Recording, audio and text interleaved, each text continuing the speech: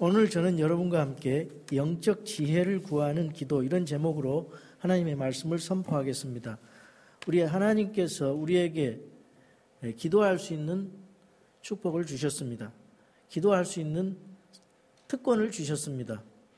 우리가 죄인이지만은 거룩하신 하나님께, 그리고 전능하신 하나님, 창조주 하나님께 의인으로서, 구원받은 자로서 아바 아버지 하면서 주님을 부르고 주님께 우리의 부족한 것과 필요를 구할 수 있다는 그런 특권, 얼마나 감사한지 몰라요. 우리의 보호와 인도와 안전을 보장하기 위해서 우리는 기도를 합니다. 이 땅에서 우리의 기도가 무엇입니까? 무엇이 되어야 되겠습니까? 우리의 기도가 대부분 땅의 물질적인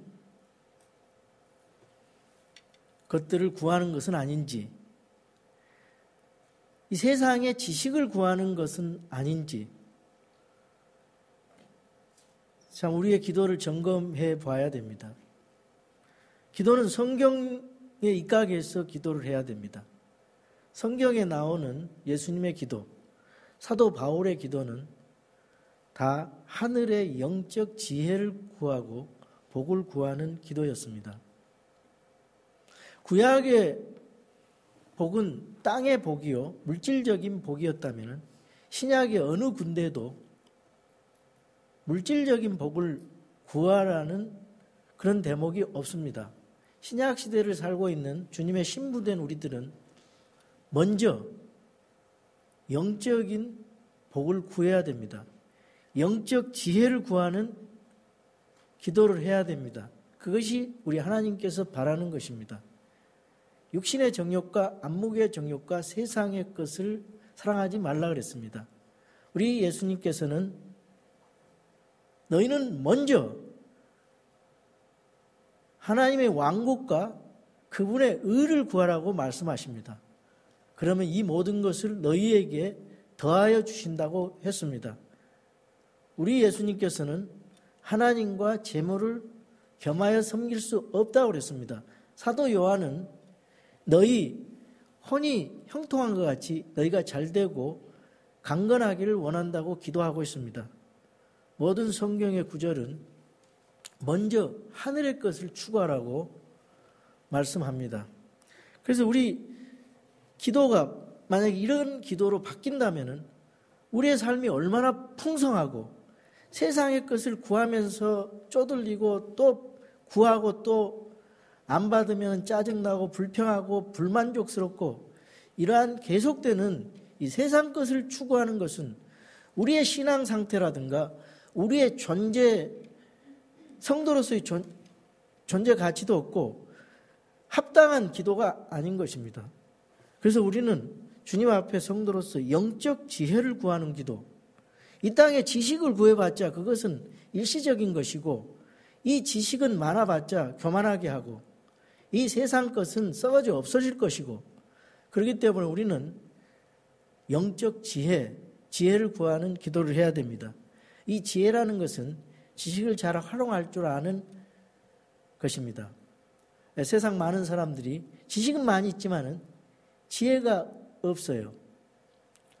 지식은 없지만은 하나님 주신 지혜로 정말 풍성하게 살아가는 성도들이 얼마나 많습니까? 이것을 생각할 때 우리는 이 기도에 대해서 좀 생각해 봐야 됩니다. 여러분이 기도할 때 어떻게 기도하십니까? 당장 여러분의 일상생활의 기도를 생각해 보십시오. 여러분이 하나님 나 이거 해주세요, 저거 해주세요, 이거 잘되게 해주세요, 이런 기도보다는요, 먼저 영적인 지혜를 구하는 기도를 하십시오. 그러면은 하나님께서 기뻐하시고 그거 구하지 않아도 다 알고 있어 하시고 다 더해 주시는 것입니다. 근데 그거부터 먼저 구하는 것이 문제예요. 당장 필요한 거, 필요한 거 구하는 건 괜찮아요. 그렇지만 그거보다 더 우선적인 구함이 있는데 그걸 구하게 되면은 우리의 영이 풍성해지고 하나님이 원하시는 기도가 되어서 그 나머진 것도 자동적으로 따라온다 그 말이에요. 하나님께서 그것을 훈련시키기 위해서 여러분들에게 그런 마음을 가지도록 훈련시키기 위해서 오늘 이런 말씀을 주시는 것입니다. 기도의 90%가 새벽기도에 나온 사람들 90%가 다 자기를 위한 기도, 물질적인 기도라는 그런 통계가 있습니다. 그러나 우리 성경 신자들은 정말 주님을 사랑하는 신자들은 그런 기도보다는 먼저 영적 지혜를 구하는 기도, 하늘의 것을 구하는 기도, 하늘의 모든 영적인 복을 구하는 기도가 먼저 선행돼야 됩니다. 그리고 자기보다 남을 위하는 기도, 교회를 위하는 기도, 다른 사람의 영혼의 구원을 위하는 기도, 다른 사람의 영적 복을 구하는 기도, 이것을 먼저 기도했을 때 우리 생각이 벌써 자세가 바뀌지 않아요. 마음 태도가 바뀌어졌어. 하나님이 그 아름다운 모습, 그 마음의 모습 보시고 더욱더 풍성하게 주신다 그 말이죠. 그래서 우리가 지난 시간에 영적인 하늘의 처소들에 있는 모든 영적인 복에 대해서 우리 배웠습니다. 그래서 이 복을 우리가 깨달아 알아야 됩니다. 그리고 그것을 누려야 됩니다. 하나님께서 그게 원하시는 거예요. 여기 바울이 에베소 성도들을 위해서 기도하고 있습니다. 하늘의 놀라운 영적 축복을 받고서도 깨닫지 못한 채 살아가는 오늘날 우리 성도들에게도 정말 합당한 기도인 것입니다. 영적인 눈이 열려서 이 그리스도 안에서 얼마나 놀라운 복을 우리가 이미 받은 사람인지 깨닫게 해달라는 기도입니다. 우리가 귀한 보화를 가지고 있으면서도 그것이 소중한 것인지 그걸 잊어버리고 그걸 마치 받지 않은 것처럼 불평하고 또 다른 것을 찾는 그 어리석음을 얼마나 많이 범하고 있습니까? 그래서 우리는 오늘 이 본문을 통해서 어떻게 우리가 기도를 해야 되는가? 먼저 이 에베소 성도들을 위해서 사도 바울의 기도를 살펴보면은 15절에서 16절에 보면은 감사로 시작하고 있습니다. 사도 바울은 그 에베소 성도들이 정말 그 어려운 핍박 가운데서도 정말 하나님께 대한 회개와 예수님을 향한 그 믿음으로 형성된 그 작지만 귀한 소중한 믿음을 가지고 믿음의 행위를 하고 또 사랑의 수고를 하면서 그 어려운 핍박 속에서도 살고 있었습니다. 그걸 너무 고맙고 너무 그것이 소중해서 감사를 하고 있습니다.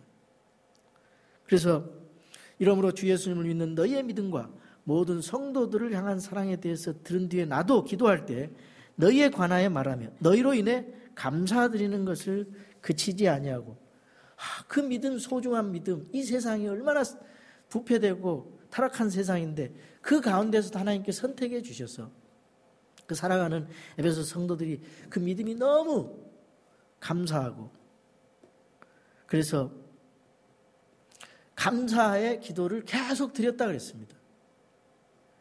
제가 우리 연서 전도처 우리 그 선교사로 우리 김명중 목사를 보내고 나서 계속 기도가 났어요.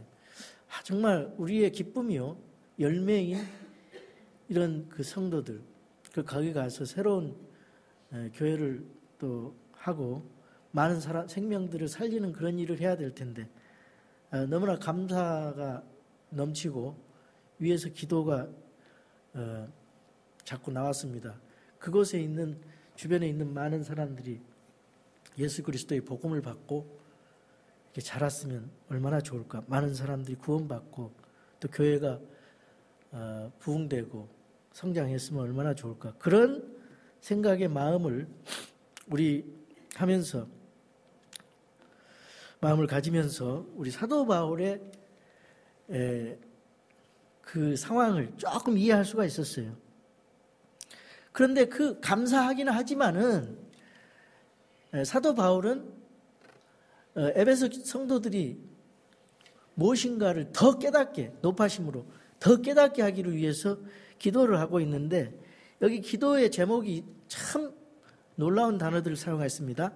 지혜의 계시의 영을 깨달아 알게 하고 그 지각의 눈을 열게 해달라고, 부르심의 소망이 뭔지를 모르고 있다고, 그렇기 때문에 그걸 깨달아 알게 하고, 상속유업의 영광을 깨달아 알게 하기 위해서 그리스도의 권능이 얼마나 크고 그 권능을 사용하면 너희들이 얼마나 큰 권능의 삶을 살 수 있는가. 그리고 마지막으로 머리 대신 예수 그리스도의 그 몸이 얼마나 이 예수 그리스도의 그 머리와 이 몸된 교회가 함께 일치되고 합쳐졌을 때 얼마나 풍성함과 충만함이 임하는가, 이런 놀라운 기도를 깨닫기 위해서 기도하고 있어요.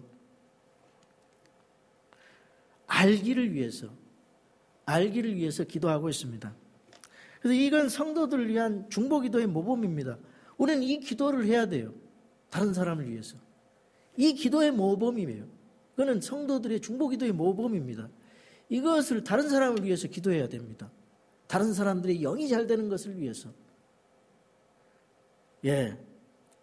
여기 안다는 말의 의미는 어떤 지식이나 정보를 가지고 아는 것이 아니라 정말 하나님의 말씀을 체험적으로, 경험적으로 안다는 것입니다. 그래서 우리가 나 누구 안다, 그런 의미는 아는 게 아니에요. 진짜 아는 게 아닙니다. 내가 결혼 생활을 31년을 지금 했는데 우리 집사람을 조금 알아요. 많이 31년을 살아도 아직도 서로 안 맞는 부분이 있어서 다들 마찬가지겠지만은 이걸 조정하면서 살아갑니다. 왜? 자기의 성품이 있고 자기의 특성이 있기 때문에 그런 걸 서로 알고 그걸 경험적으로 안다는 거예요. 성경에 나오는 야다란 말은 전부 다 경험적으로 안다. 체험적으로 한다. 예수님을 말씀을 통해서 경험하면서 내가 겪어보고 시행착오를 통해서 알아가는 거예요. 그게 진짜 아는 것입니다. 그걸 계속 알고, 성도의 교제도 마찬가지예요. 성도들 간에 서로 이해하면서 조정하면서 포용하면서 간영하면서 틀린 이런 그 의견들이 있어도 주님 안에서 잘 맞춰가면서 자기 자신이 좀 겸손하게 낮춰가면서 자기를 좀 절제해가면서 이 조정해가면서 서로 다른 사람들이 모여서 주님 안에서 그 아름다움을 조화롭게 이루어 나가는 것이 교회 공동체입니다. 그러면서 서로를 알아가는 거예요. 이게 안 되면요, 서로 몰라. 전체적으로 모르기 때문에 누가 한마디 하면 그냥 바이바이, 굿바이. 이게 성도로서 될 일이 아니에요. 그 사람이 진신된 다른 면이 또 다른 면이 있거든요. 그러면 그것을 내가 조정하면서 그 사람을 위해서 성도를 세워주고 북돋아주고 그 사람의 부족한 점을 내가 채워주고, 그러기 위해서 예수님께서 주님 그리스도 안에서 우리를 이곳에 만나게 해주셨어요. 그런데 요즘에는 얼마나 사람들이 당당하고 자존심이 강하고 자만심이 있고 그러기 때문에 서로 군림하려고 하기 때문에 이게 조금만 자기하고 의견이 다르면 조정하려고 생각을 하지 않고 겸손하게 배우고 그 사람을 포용하면서 이렇게 화합하면서 하려고 하지 않고 그냥 나하고 생각이 틀리면 그냥 바이바이. 그래 버린 게 얼마나 안타깝습니까? 그거는 아는 것이 아니에요. 성경이 말하는 아는 것이 아닙니다. 우린 서로 부딪히면서 알아야 돼요. 그리고 더 좋은 하나님의 그 뜻을 우리가 발견하고 깨달아 알면서 우리의 신앙이 성숙해지는 거예요. 우리의 신앙이 성장하고 원숙해지는 것입니다. 그게 진짜예요. 그게. 너무 그리스도인들이 얄팍해요. 너무 그리스도인들이 군림하려고 해요. 너무 자신만이 이 한채 조화를 이루지 못한다 이 말입니다. 그걸 교회 시스템이 그걸 조장을 해줘요. 우리 교회는 그렇게 되지 않기를 바랍니다. 그래서 이 에베소 성도들이 하나님을 더 깊이 말씀을 통해서 체험적으로 알기 위해서 기도하는 거예요.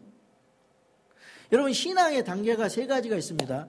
로마서 8장에 보면은요, 칭의의 단계가 있어요. 그 다음에 성화의 단계가 있습니다. 그 다음에 영화의 단계가 있어요. 우리가 예수님을 개인의 구원자로 믿고 믿은 사람들은 고백이 나와야 돼요. 하나님께 향한 회개의 고백이 나와야 되고, 예수 그리스도를 향한 믿음의 고백이 나와야 돼요. 그래서 공적으로 증거하는 것이 침례잖아요. 요 칭의는 과거에 이미 어느 시점에 예수님을 오직 믿음으로 믿는 순간 구원이 이루어졌어요. 이미. 칭의는 과거의 어느 시점에서 구원이 이루어진 것입니다. 칭의라는 것은 justification. 이제 어린아이에 거듭났어요. 그런 사람들이, 이 거듭난 사람이 자라가야 되잖아요. 어린아이가 엄마 젖을 먹고 자라가야 되잖아요. 그리고 나중에는 또 밥을 딱딱한 것을 먹고 자라가잖아요. 성인이 되면. 마찬가지예요. 일단 태어나야 돼요. 그걸 거듭남, justification, 구원이라고 합니다. 근데 구원받은 사람들이 이제 갓 태어나면은요, 어린아이 같아요. 어린아이. 영적인 어린아이예요.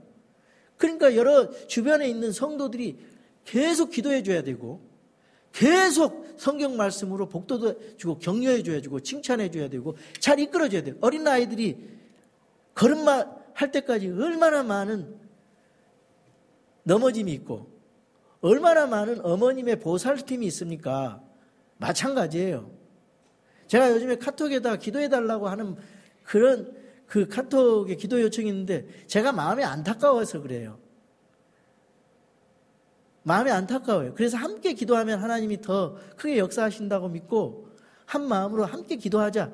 그래서 기도 요청을 계속 저와 같은 마음으로 똑같이 하기를 바라서 하는 것입니다. 기도 요청을. 수요일날 나서도 마찬가지예요. 우리가 작은 사람들이 모였지만 예수님의 이름으로 나와서 우리 성도들을 위해서 기도하는 거예요. 제가 할 수 있는 방법이 뭐 없어요. 제가 할 수 있는 것이 없더라고 보니까. 기도밖에. 그러니까 성도들을 위해서 끊임없이 기도하는 것입니다. 여러분이 직장 생활하면서 주님 안에서 승리하시라고 계속 기도하는 거예요. 목사는. 제가 한 번의 신방을 통해서 그때뿐이지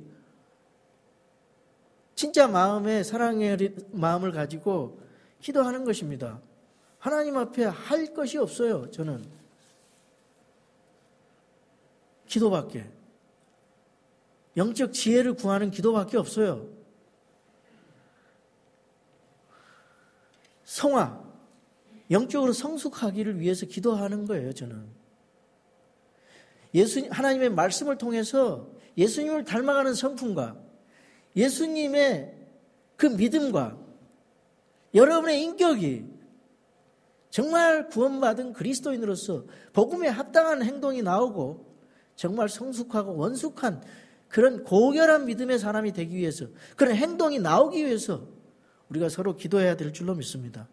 그래야 이 땅에서 그렇게 살고 있어야 주님의 신부로서 주님의 마음을 담고 주님의 생각을 담고 주님의 모습을 담는 모습으로 살아갈 때, 우리 예수님께서 공중 강림하실 때, 우리가 휴거될 때 그런 모습으로 주님의 신부가 돼서 공중에서 주님을 만났을 때 하나님 앞에 부끄러움이 없지. 예수님을 믿기 전이나 믿는 후에나 똑같은 생각을 하면서 똑같이 머릿속에 잘못된 생각 가지고 회개했다 하지만 그대로 그런 잘못된 생각과 그런 모습으로 주님 만나면 얼마나 부끄럽겠어요. 그래서 이 성화의 단계가 있어야 돼요. 이 몸이 있기 때문에 죄를 안 질 수는 없어요. 이 육신이 있기 때문에. 그래서 주님이 오실 때 영화의 단계에서 구속되는 거예요. 구속. 몸이 구속될 때 그때서야 우리 주님께서 그리스도 심판석에서 우리의 예수님 믿고 나서의 모든 그 행동을 심판하시고, 그건 지옥 가고 천국 가고 그게 아니라 셋째 하늘에서 주님 만나서 네가 이 땅에서 예수님 믿고 얼마나 나를 위해서 일했는가 그 리워드 보상의 그 심판이 있은 다음에 그게 그리스도의 심판석이잖아요. 그런 다음에 혼인 만찬이 있는데 그때 주님께서 그 심판을 다 해보시면서 그 다음부터는 죄를 이제 더 이상 기억지 아니하신다 그랬어요. 이 파노라마 같이 다 보여주실 것이요. 그러고 나서 심판하신 다음에 리워드 끝난 다음에 죄를 다시는 기억하지 않는다는 거예요. 그래서 영원 속에 주님과 더불어 같이 있는 것입니다. 그 영화는 우리의 육체를 이 불완전한 육체가 아니라 주님과 같이 부활체의 몸으로 만나게 되는 거예요. 셋째 하늘에서. 그게 영화입니다. 글로리피케이션. 성화는 sanctification. 이런 3단계의 과정을 거쳐서 주님을 알아가는 거예요. 주님을 알아가는 거예요. 그래서 핍박이 와도 넘어지질 않습니다. 누가 좀 서운하고 무한한 소리를 해도 하나님의 뜻이 무엇인가 성숙하고 원숙한 그런 믿음으로 굳건한 믿음으로 되는 거예요. 어린아이처럼 좀 먼 얘기하면은 금방 넘어지고 그러지를 않아요. 그래서 이 의롭다 하시고 거룩하게 하시고 영원하게 하시는 하나님의 하나님을 알아가는 단계 이런 과정이 필요해요. 우리가. 여러분 예수님 믿은 지 얼마나 됐습니까? 저도 부끄럽게 뭐 잘하는 것도 없지만은 벌써 예수님 믿은 지 50년이 넘었습니다.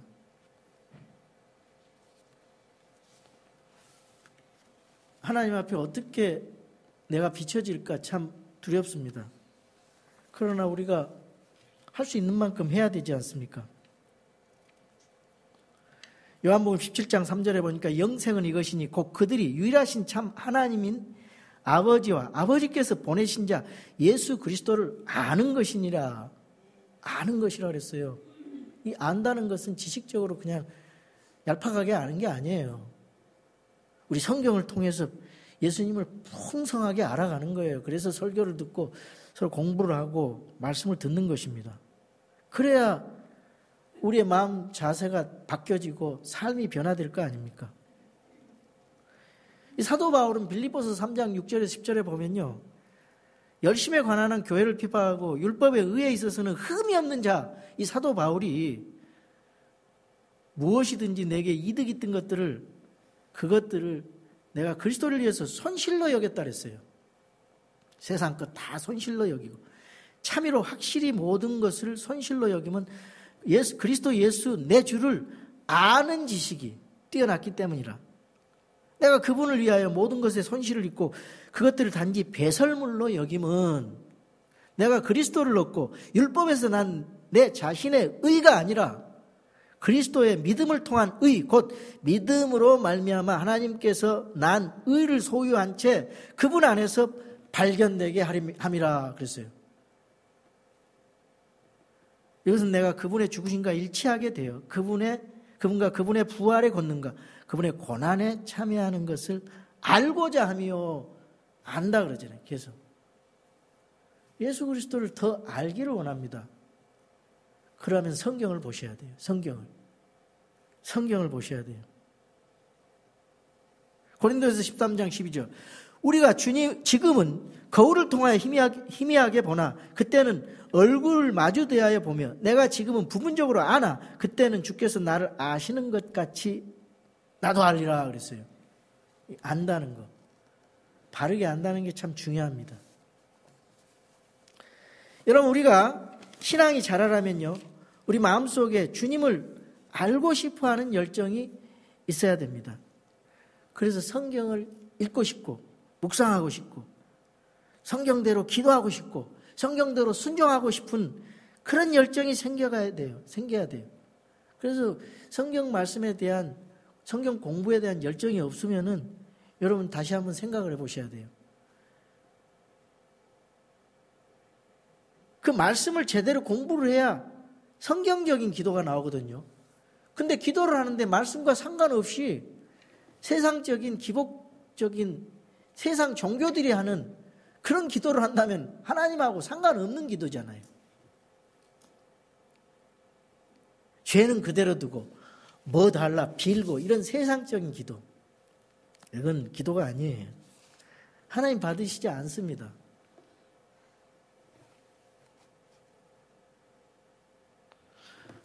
우리 주님을 사랑하면은 가능해요. 연애 다 해보셨잖아요. 사랑하면 더 알고 싶은 열정이 생깁니다. 그래서 사도 바울은 에베소 성도들이 영적인 눈이 열리기를 기도하고 있어요. 주님을 잘 알 수 있는 지혜와 계시의 영을 간구하고 있습니다. 지혜와 계시는 누가 줍니까? 예. 하나님을 두려워하는 것이 지혜의 시작이고요. 지식의 시작이고요. 계시는 하나님께서 주시는 거예요. 하나님이 계시, 이 뚜껑을 열어서 보여주시는 거예요. 하나님이 보여주시 아니면은 우리가 알 수가 없잖아요. 근데 그 하나님의 계시가 어디에 있느냐? 바로 성경에 있어요. 세상 모든 사람들은요, 심지어 신학교까지 이 성경 제쳐놓고 성경에 관한 것만 가르쳐. 신학자들이 하는 얘기를 사람의 생각을 배워요. 그러니까 진짜 하나님의 성경의 계시가 뭔지를 제대로 알 길이 없어요. 거기다 성경까지 변개됐네. 그러니까 하나님의 그 뜻이 뭔지 몰라요. 제가 신학을 오랫동안 공부를 하고 킹제임스 성경을 딱 아니까 교통정리가 되면서 이때까지 배우는 것이 뭐가 쓰레기고 뭐가 진리의 계시가 뭔지를 딱 알 수 있겠더라고요. 제가 신학만 20년을 한 것 같습니다. 근데 딱 교통정리가 돼요. 바른 성경을 가지니까. 이 바른 성경을 갖지 않으면 그게 맞는 것 같고 저게 맞는 것 같고 왔다 갔다 합니다. 오늘은 이 말 했다가 내일은 저 말하고. 딱 이 성경 기준이 있으니까, 캐논이 있으니까요. 이게 딱 나와요, 이게. 그래서 이 계시를 정확하게 주님의 계시의 뜻을 알아야 됩니다.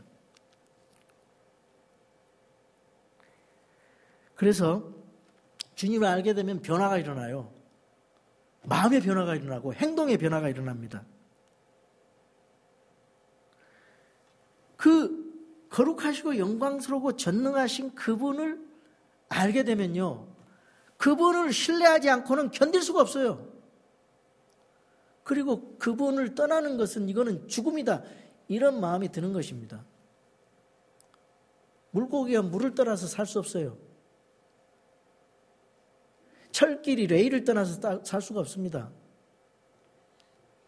우리 인생은요, 하나님 떠나서, 우리 주 예수 그리스도를 떠나서 살 수가 없어요.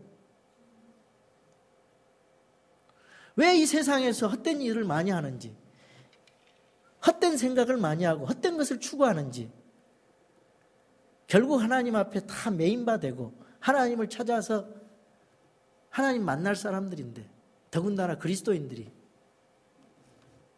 얼마나 안타까워요. 얼마나 억울합니까? 그 사도 바울은 그런 마음으로 에베소 성도들에게 정말 주님을 알기를 위해서 기도하고 있습니다. 그리고 18절에 보니까 부르심의 소망을 알게 하기 위해서 기도하고 있어요. 지각의 눈을 열게 하시고 부르심의 소망을 안다. 이 부르심의 소망, 여러분 왜 불렀어요? 하나님께서 여러분을 왜 부르셨습니까? 여러분 사랑하시기 위해서 은혜 안에서 부르셨잖아요. 여러분의 그 작은 믿음, 그걸 귀히 여시고. 이 세상 사람들은 다 마음대로 살아가는데, 그래도 복음을 듣고 하나님을 인정하고, 그래서 그 겨자씨만한 믿음 가지고 살아보겠다고, 주님 뜻대로 살아보겠다고. 이게 수많은 사람 중에 그런 사람들이 얼마나 소중해요. 그 주님이 얼마나 이쁘시게 하고 눈에 보기에도 아깝고 너무너무 사랑하셔요, 여러분들을. 그런 여러분들에게 여러분들을 부르셨단 말이에요. 왜 불렀어요? 이 땅에서 하나님 영광 돌리고 여러분 복 받으라고, 영원한 생명 가지고 영광스러운 재림, 블레스드 호프, 디오도서 2장 13절, 하나님 그 주 예수 그리스도의 나타나심을 그 블레스드 호프라 그러잖아요. 그걸 바라볼 때까지 이 땅에서 주님 영광을 위해서 살아가라고, 하나님 자녀로서 복음 전하면서 살아가. 부르심의 소망, 이거 좀 깨달으라. 이 세상에서 살아가는 목적이 뭐냐? 이 세상 살아가는 소망이 무엇이냐? 소망의 인내입니다. 인내해야 돼요. 그거 하려면. 믿음의 행위, 사랑의 수고, 소망의 인내. 그 소망 뒤에는요, 뭐가 있어요? 풍성한 상속 유업의 영광이 무엇인지, 고난 다음에 그런 고난을 통해서, 십자가의 고난을 통해서 부활의 영광이 있던 것처럼 예수님의 초림의 그런 고난과 배신당함과 거부됨이 있는 것처럼 재림은 심판주로서, 영광의 왕 통치자로서 영광이 주로 오셔요. 여러분도 십자가 없이는 영광이 없어요. No cross는 no crown이에요. 인내해야 돼요. 상속유업의 영광은 뭐냐? 우리 앞으로 우리 주님께서 우리를 위해서 얼마나 귀한 유업을 주셨어요. 이 세상에 모든 만물이 있지만은 여러분, 그리스도 안에 있는 교회, 여러분 한 사람 한 사람 영광스러운 상속 유업이 풍성하게 있다는 거, 그거 좀 알아라. 앞으로 주님 공중 강림하고 휴거되고 주님 만나고, 이 천년왕국에서 주님과 함께 이 천년왕국의 통치, 왕과 제사장으로서 통치하기 위해서 그리스도와 함께 영광스러운 몸을 입고 함께 이 땅에서 통치하기 위해서 주님과 함께 재림하게 됩니다. 통치하기 위해서. 누구를 통치해요? 육신을 입고 대환란을 통과한 사람들을 통치해요. 그 사람들이 애를 낳으면서 살아가요. 사탄이 무적행 속에 갇히게 되고 에덴 동산으로 회복되고 예수님이 올리브산에 착지하는 순간 이 세상에 저주가 풀어져서 독사의 손에 어린아이가 손을 얻어도 괜찮고 사막에 샘이 넘쳐나고 예수 그리스도의 공의가 이 땅을 철장 공세로 다스리는 이 예수님의 메시아 왕국 통치하기 위해서 우리, 그것이 다 그리스도와 공동 상속자로서 우리에게 주신 유업이에요. 이걸 깨달으라 그 말이에요. 그러고 나서 새하늘과 새 땅에서 영원히 주님과 함께 거하는 것입니다. 예수 그리스도의 상속유. 그래서 이 세상에 하나님의 그 경륜과 목적, 계획을 위해서 우리가 이렇게 다 살고 있는데 그걸 좀 깨달으라 그 말이죠. 여러분을 성도로 혹은 사역자로 부르시는 그 목적이 있어요. 그걸 깨달으라 그 말입니다. 만왕의 왕이 부르셨어요. 만주의 주가 부르셨어요. 얼마나 귀한 부르심입니까? 하늘의 부르심입니다. 히브리서 3장 1절에 그러므로 거룩한 형제들 곧 하늘의 부르심에 참여한 자들아, 우리의 신앙 고백의 사도시며 대제사장이신 그리스도 예수님을 깊이 생각해라. 디모데후서 1장 9절에 그분께서 우리를 구원하시고 거룩한 부르심으로 부르신 것은 우리의 행위에 따른 것이 아니요 자신의 목적과 은혜에 따른 것이니라. 우리 하나님께서 우리를 위해서 계획하시고 섭리하시고 목적하시고 다 은혜로, 그렇게 은혜에 따른 것이라 그랬습니다. 그 은혜는 세상이 시작되기 전에 그리스도 예수님 안에서 우리에게 주어졌으나, 우리 하나님께서 우리를 부르셔서 안식을 주셨어요. 죄사함의 안식, 하나님의 자녀로서의 안식을 누리게 하기 위해서, 주님과 화평 속에서 안식을 누리게 하기 위해서, 구원의 축복을 주시기 위해서, 그리고 여러분에게 은혜를 깨닫은 대로 사명을 주시려고 부르셨어요. 이게 너무 감사하다는 거죠. 창조주 하나님, 전능자 하나님께서 우리 개인 한 사람을 아시고 부르셨다는 거 얼마나 감동이 됩니까?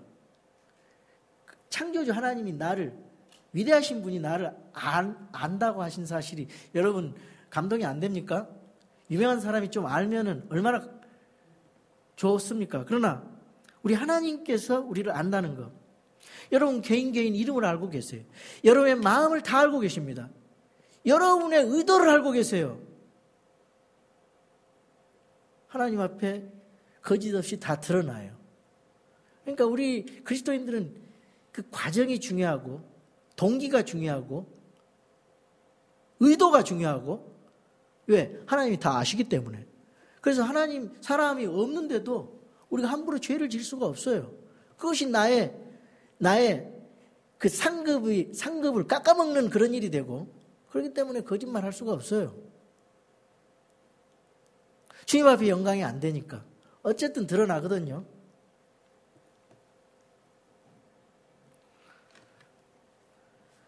그래서 결혼할 사랑하는 자녀들을 위해서 얼마나 우리 부모님들이 풍성하게 선물을 준비합니까? 요즘에 너무 풍성하게 준비해가지고 자녀 서너 결혼시키면 한국에서는 허례허식 때문에 다 거지가 돼버리더라고. 그런데 우리 크리스찬들은 그렇게 할 필요 없어요. 검소하게 해야 돼요. 허례허식 버리고 검소하게. 우리 형편에 맞게 그냥 하면 됩니다. 요 상속 유업이 우리 주님은 풍성합니다. 걱정할 거 없어요. 풍성합니다. 그 풍성을 알고 누리라고. 그걸 알고 난 다음에 우리의 믿음 생활이 얼마나 풍성해질까요? 지금 현실 우리가 당하는 그 고난들이, 가난한 핍박과 어려움들이 얼마나 우리가 이 은혜의 풍성함을 누린다면, 주님의 그 복을 누린다면 얼마나 우리의 삶이 힘이 생기고 용기가 나고 담대해지고 승리가 있어질까요? 그걸 얘기하는 거예요. 사도 바울이. 여러분, 우리는 앞으로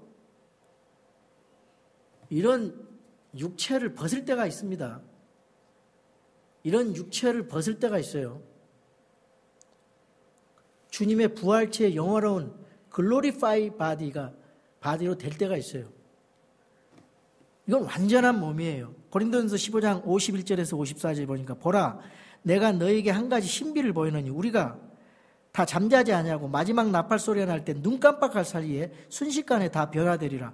나팔 소리가 나매 죽은 자들이 썩지 아니할 것으로 일어나고 우리가 다 변화되리니 이 썩을 것이 반드시 썩지 아니함을 입고 이 죽을 것이 반드시 죽지 아니함을 입으리로다. 그리하여 이 썩을 것이 썩지 아니함을 입고 이 죽을 것이 죽지 아니함을 입을 때는 기록된 바 사망이 승리 가운데 삼켜졌다 하신 말씀이 성취되리라. 데살로니가전서 4장 16절에서 18절 보니까 주께서 호령과 천사장의 음성과 하나님의 나팔 소리와 함께 친히 하늘로부터 내려오시나니 그리스도 안에서 죽은 자들이 먼저 일어나고 그 뒤에 남아있는 우리가 그들과 함께 구름들 속으로 채어 올라가, 랩처,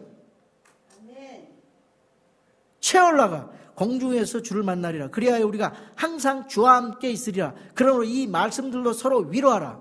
그런데 요즘의 교회들은요, 주님의 공중 강림을 기다리지 않고 환난을 기다려요. 환난을 기다리고 있어요. 교회가 환난을 통과한다는 거예요. 주님의 경륜에는 휴거가 있는데, 공중 강림에서 휴거가 주님께서 인도해 주시는데 그 환난 속에, 준 지옥의 환난 상태로 들어간다는 거예요. 성경을 잘못 푸니까. 그러면 여기 그게 영광스러운 재림이 되겠습니까? 복된 소망이 되겠습니까? 그리고 이 말씀들로 서로 위로하라는데 위로가 되겠어요? 환난으로 들어가는데 위로가 어떻게 돼요? 공중에 들림받아 버리는데 우리는. 그러니까 잘 하셔야 돼요. 우리가 주님 기쁘게 만나려면 우리가 잘 하셔야 돼요. 환난 통과 안 해요. 유대인들을 위한 7년 대환란의 경륜은 야곱의 고난의 때, 다니엘의 70일의 마지막에 해당되는 겁니다. 그래서 이스라엘이 1948년도에 회복이 돼서 하나님의 경륜을 기다리고 있는 것입니다. 요한일서 3장 2절입니다. 사랑하는 자들아, 이제 우리는 하나님의 아들들이니라. 우리가 앞으로 어떻게 될지는 아직 나타나지 아니하였을 때 그분께서 나타나시면 우리가 그분과 같게 될 줄 아노니, 이는 우리가 그분께서 계신 그대로 볼 것이기 때문이라. 우리가 그분과 같게 된다 그랬어요. 우리가 그분과 같게 된다 이 말이에요. 여러분 지금 로마서 8장에 보면은 8장 19절에 쭉 읽어보면은요, 신음한다 그랬어요. 이 만물이 신음을 하고 있습니다. 성령님이 탄식을 하고 있어요. 신음해요. 왜 그렇습니까? 하나님의 아들들이 나타날 것을 기다리면서 신음한다 그랬어요.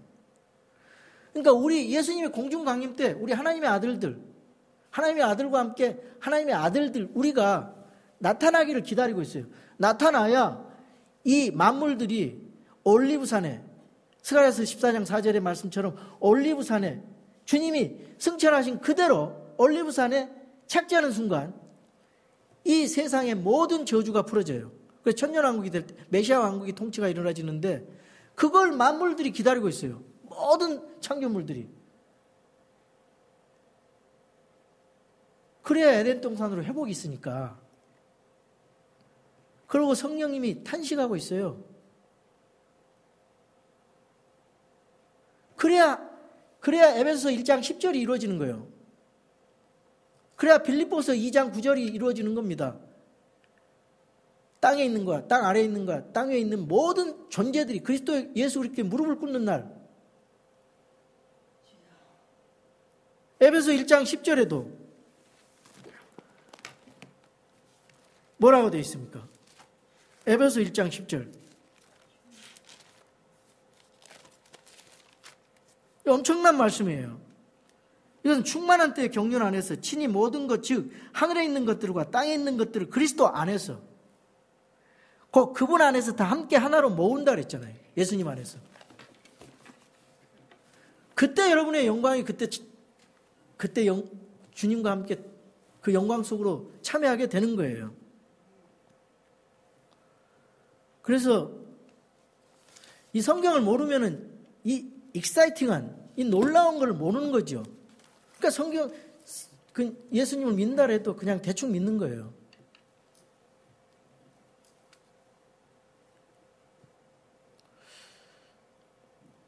이 은혜 안에, 예수 그리스도의 은혜 안에, 풍성한 그 은혜 안에, 요한복음 1장 16절, 은혜를 대체하는 은혜. 주님 안에서 풍성함이 있어요. 은혜의 풍성함이 있어요. 주님 안에. 주님 안에 은혜의 풍성하기 때문에 그 주님 안에 있기만 하면 우리 그 풍성한 것을 충만한 것을 우리가 다 받을 수 있다는 거죠. 빌립보서 3장 20절에서 21절, 우리의 생활 방식은 하늘에 있으며 거기로부터 또한 우리가 구원자 주 예수 그리스도를 기다리노니 그분께서 모든 것을 자기에게 복종시킬 때 사용하는 능력을 발휘하사 우리의 천한 몸을 변화시켜 자신의 영광스러운 몸과 같게 만드시라. 믿으십니까? 이런 완전한 거룩한 몸, 부활체의 몸, 주님이 거룩한 인격으로 만들어주시고 주님의 성품되게 주님을 닮게 하는 하나님의 본성에 참여해서 그런 날이 오게 될 것입니다. 그럴 때 여러분에게 주는 상급이 엄청나게 커요. 그게 없으면은 이 땅에서의 절제가 없고 마음대로 살면은 그런 게 없는 것이죠. 부끄러운 구원 받는 거죠.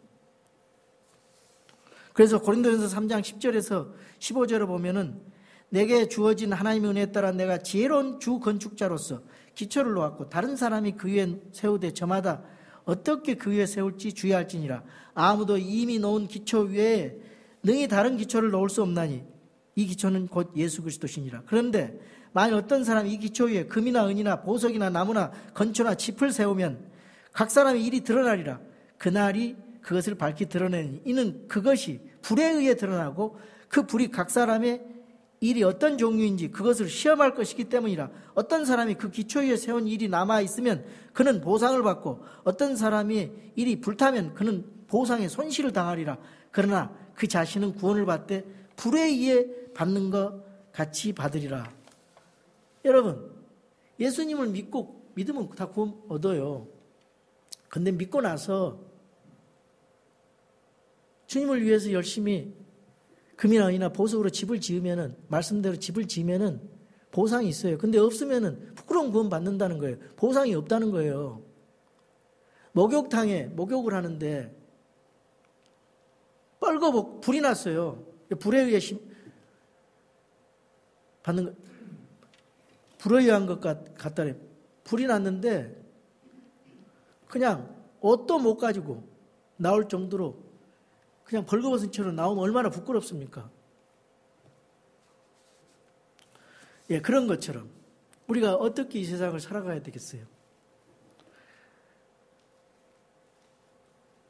우리 예수님이 지금 셋째 하늘에서 우리의 처소를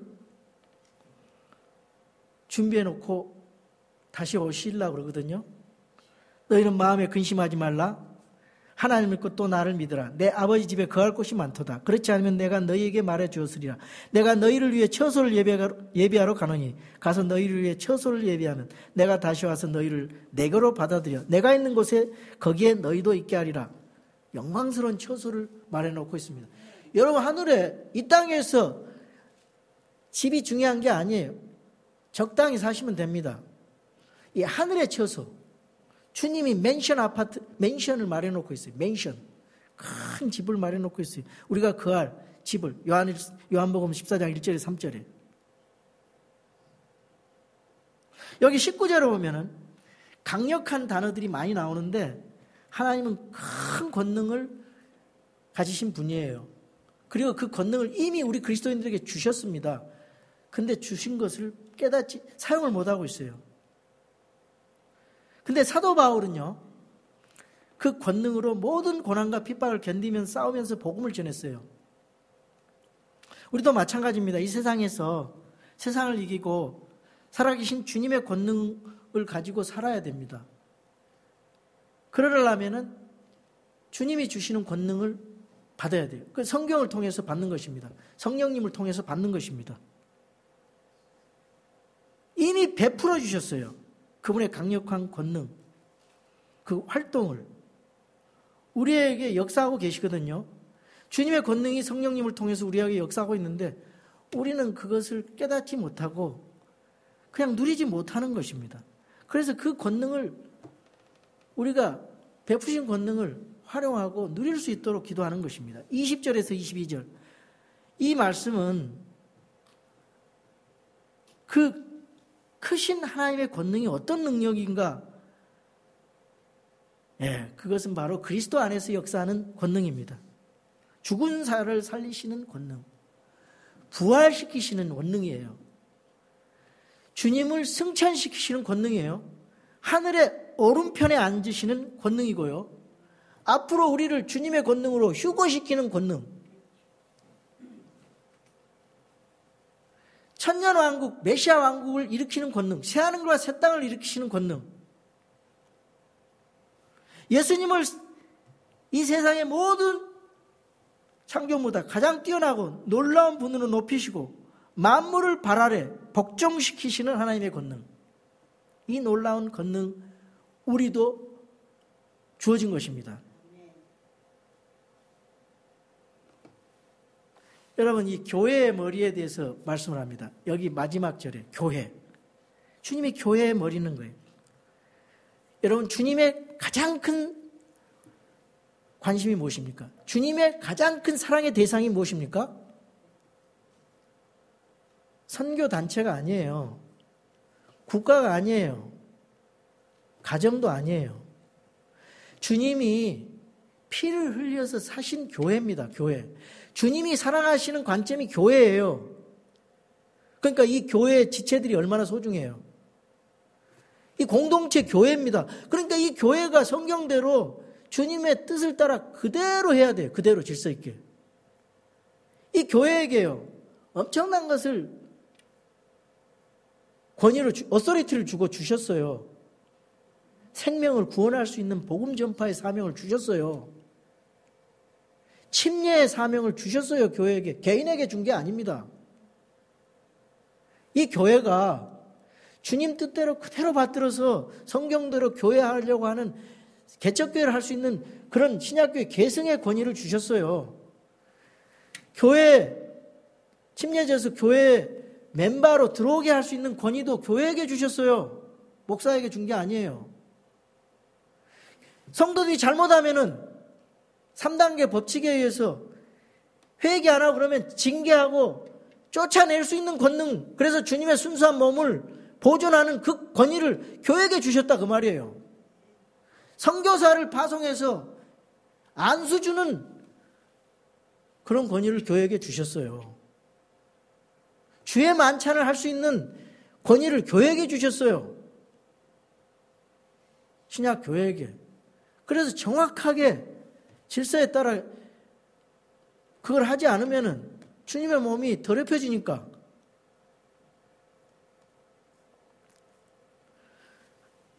주님의 권능을 가지고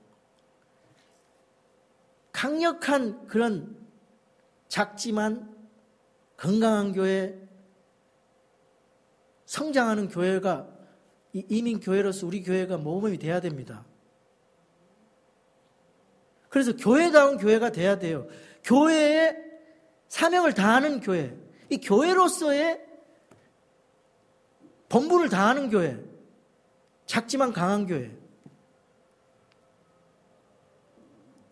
우리 작지만요, 얼마든지 키워서 훈련시켜서 복음 선교자로서 파송할 수 있고요. 30명, 50명만 돼도 충분히 할 수 있어요.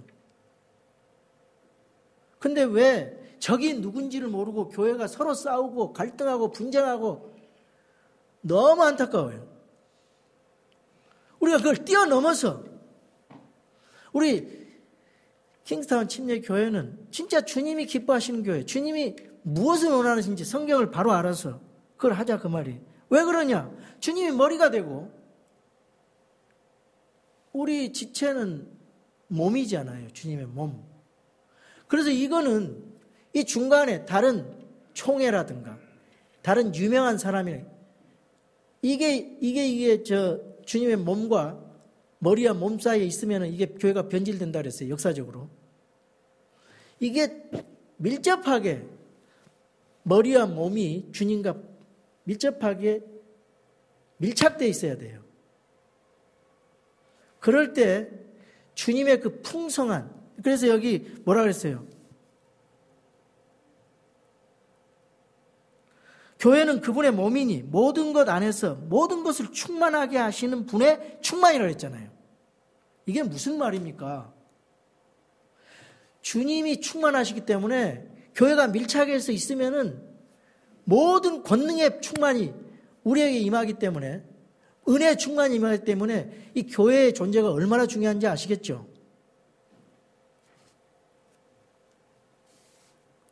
그래서 사도행전 20장 28절에 그러므로 너희 자신과 온 양떼에게 주의를 기울이라. 성령님께서 너희를 그들의 감독자로 삼으사 하나님의 교회 곧 그분께서 자신의 피로 사신 교회를 먹이게 하셨느니라. 다른 생각 없어요. 목회자는 사도 바울의 마음 가지고 이 마음대로 교회를 먹이고 성경대로 교회를 인도하는 거예요. 성도들은 그거를 옳다고 하면 따라와야 되고, 그래서 교회는 그분의 몸으로 그 모든 것 안에서 모든 것을 충만하게 하시는 분의 충만이라고 말씀하고 있습니다. 여러분, 우리가 이러한 충만과 권능을 받았기 때문에 이 세상에서 마귀와 또 죄와 나를 이기게 할 수 있도록 기도해야 됩니다. 이 기대한 권능으로 사도들처럼, 바울처럼, 예수님처럼 복음을 전하며 죽어가는 혼들을 구원하게 해달라고 기도해야 됩니다. 그래서 이 천하를 소동케 하는 무리들이라고 했잖아요. 성령을 받고 성령께서 너희에게 임하신 뒤에 너희가 권능을 받고 예루살렘과 온 유대와 사마리아에서 그리고 땅의 맨 지역까지 이르러 나를 위한 증인이 되리라. 이런 역사가 우리 교회에서도 있어야 돼요. 여러분, 우리는 놀라운 영적 부여를 가지고 있습니다. 이것을 잘 사용하면 우리의 삶이 변화될 수 있어요. 이 위대하고 풍성한 영적 권능과 축복이 이미 주어졌습니다. 그렇기 때문에 우리는 성령 충만과 권능으로 나아가서 내 삶을 변화시키고 다른 사람의 삶도 변화시키는 그런 복음의 통로자가 되어야 됩니다. 이게 바로 사도 바울이 에베소 교회에게 하시는 말씀이 기도예요. 그것이 오늘 우리 킹스타운 침례교회 우리 성도들에게 하는 기도가 되고 여러분의 기도가 되기를 주님의 이름으로 축원합니다.